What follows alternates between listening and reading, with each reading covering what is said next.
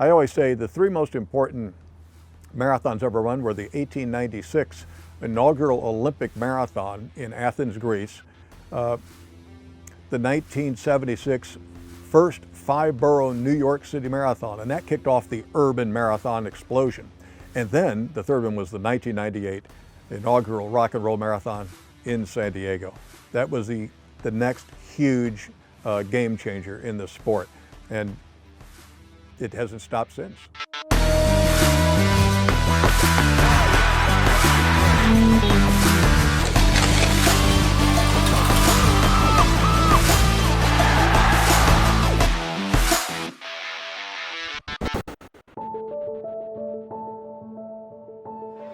Welcome to Balboa Park on this Father's Day 1998. You are looking at history in the making. Nearly 20,000 runners from around the country and the world have come to San Diego to run the inaugural Suzuki Rock and Roll Marathon. Well, so the whole idea was to have music every mile and to have a big concert at the finish so that you'd have something to celebrate with the party. It started with Tim Murphy, the founder of the Rock and Roll Marathon series. Running was his passion, and he had that sales knack and the creativity, and it all just came together. Hi everybody, Tony Revis along with Steve Scott. Welcome to the inaugural Suzuki Rock and Roll Marathon. You know, when Tim first suggested doing this, and he was all in on it, I didn't get it. I didn't, really? Really? Bands along the side of the course? In San Diego? No, I soon realized that it was working when entries started pouring in.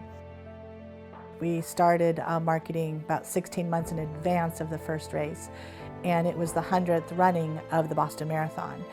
And so Tim had kept it all very hush-hush, and this was the big announcement. So he rented a stretch limousine, and he had a Elvis impersonator, and we had big entry forms, and I'm talking like poster-sized entry forms that said, "You missed the first Boston, don't miss the first rock and roll." We caused quite a little stir at Boston.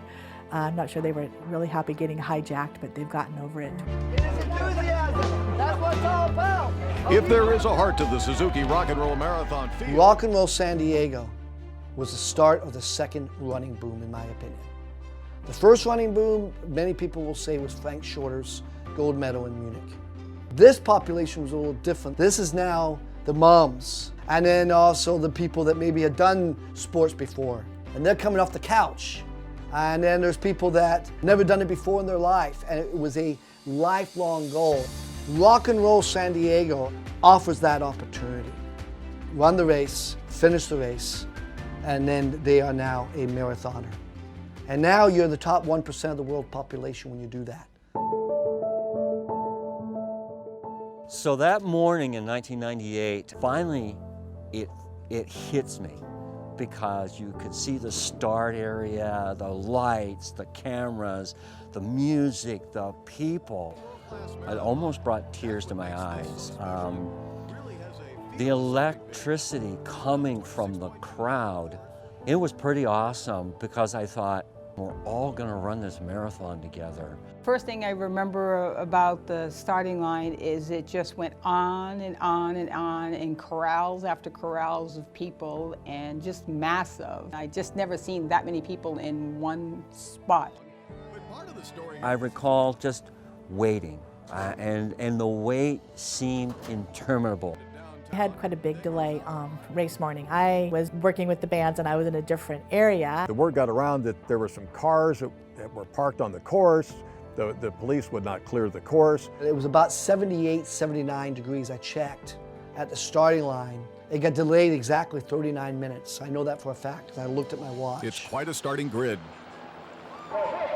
And we are off in the inaugural Suzuki Rock and Roll Marathon. It's just a stunning grouping, James. Well, when the gun went off, I thought, wow, finally, I get to really do the thing. I really get to do it. I mean, I knew I was up for a big adventure, and I was all in for it.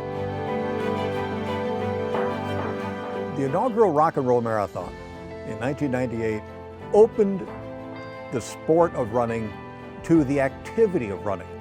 People would run, but they wouldn't go into a race because they were intimidated by putting a number on, being in the spotlight. Once you got the idea that there was going to be music out there, it was going to be supportive of everyone, the intimidation factor for the first time was erased. Back in the day, most marathons were 70% men or more, and we totally flipped it the first year to have 55% women, and a lot of those came in with team and training.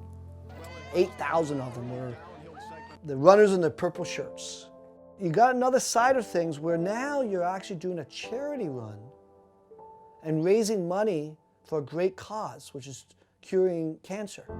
At the time, it was the largest one-day fundraising of any sport ever. They raised $15 million that first year. Go Team, which is our big cheer for team and training. Thank you signs that were always touching to me. People would hold up signs, thank you for saving my life. I would remember touching my bracelet and thinking, I'm doing this for somebody else. I'm not doing this for me.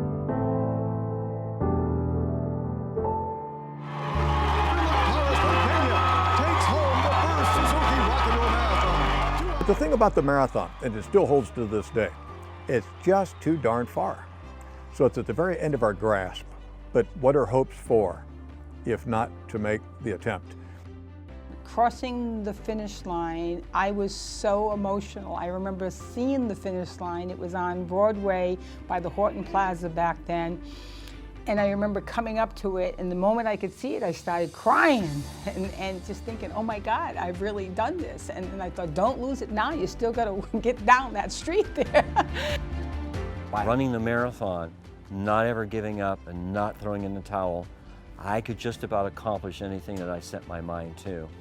And one of those was to go back to school and get my degree. That marathon solidified something that I never knew really existed, and that was determination and a self-belief system. Yeah, for me, completing a marathon was probably something that would help me because I wasn't an athlete as a kid. And I think it just gave me the confidence to saying, yes, you can take on anything, you could do anything. What I think I was most proud of, what I felt best about, was how we were able to work with team and training and have such a successful day for them. And that money was actually used to create a drug that is used to manage lymphoma that my father is now using. Ready, go! I just see that people have a dream. And one of my favorite sayings is, you do not have to be asleep to have that dream. And so what sustains me and what makes me the most proud is that I was a part.